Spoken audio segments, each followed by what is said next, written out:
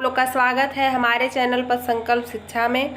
आज हम लोग हिंदी साहित्य आधुनिक काल के अंतर्गत छायावाद युग का अध्ययन करेंगे।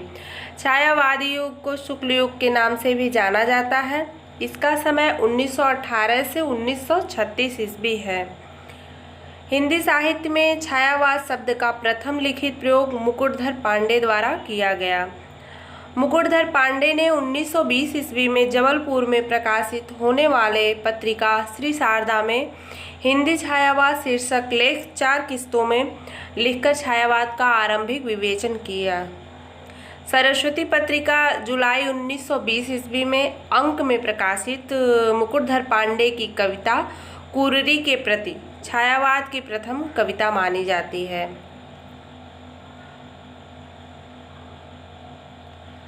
रामचंद्र शुक्ल ने मुकुटधर पांडे को छायावाद का प्रवर्तक स्वीकार किया है।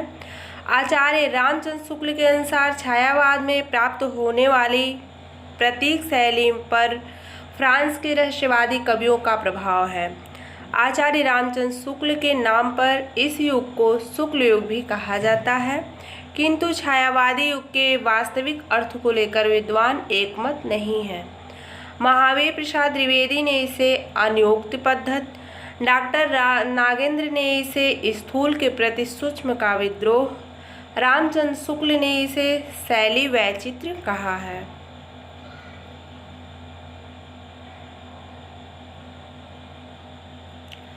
जयशंकर प्रसाद, सुमित्रानंद पंत, सूर्यकांत त्रिपाठी निराला, महादेवी वर्मा छायावादी युग के प्रमुख स्तंभ माने जाते हैं।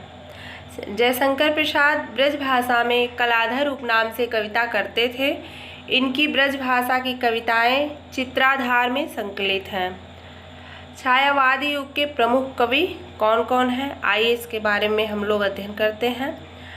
छायावादी युग के प्रमुख कवि हैं जयशंकर प्रसाद, सुमित्रानंदन पंत, महादेवी वर्मा, सूर्यकांत त्रिपाठी निराला, रामचंद्र शुक्ल, हजारी प्रसाद द्विवेदी, बाबू गुलाब राय, नंदुलारे वाजपेयी, पदुमलाल पुन्नालाल बख्शी।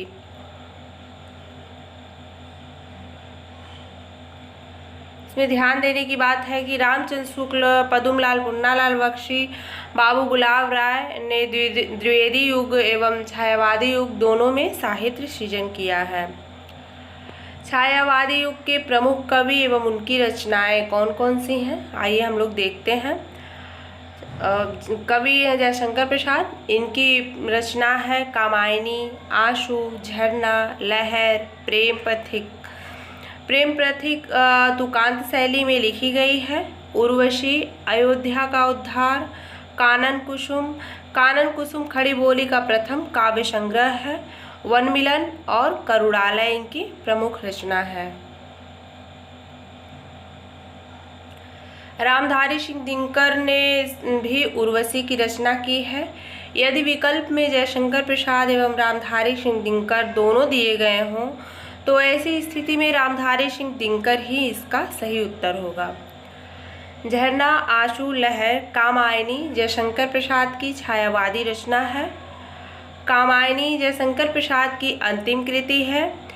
इनकी कृति झरना को छायावादी युग का प्रथम काव्य संग्रह माना जाता है। अगले कवि हैं सूर्यकांत त्रिपाठी निराला। इनकी प्रमुख रचना है अनामिका, परिमल, तुलसीदास, गीतिका।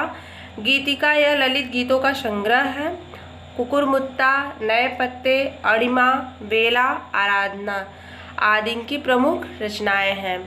महादेवी वर्मा, इनकी रचना है यामा, रश्मि, नीरजा, संध्या गीत, निहार। निहार प्रथम काव्य कृति है। अतीत के चलचित्र ये रेखा चित्र है तथा दीपशिखा। रश्मि, नीरजा, संध्या गीत और निहार के सभी गीतों का संग्रह यामा में प्राप्त होता है। सुमित्रानंदन पंत, इनकी प्रमुख रचना है लोकायतन, गुंजन, युगांत, पल्लव, युगवाणी, उच्छ्वास, वीणा ग्रंथि, चिदंबरा, कला और बूढ़ा चांद वाणी इनकी प्रमुख रचना है। अगले कवि हैं उदय शंकर भट्ट। इनकी प्रमुख रचना है अमृत और विष। राका, विसर्जन, युगदीप, मानसी, तक्षशिला। अगर आप लोग को मेरा यह वीडियो पसंद आया हो तो मेरे चैनल को सब्सक्राइब करें तथा वीडियो को लाइक करें। धन्यवाद।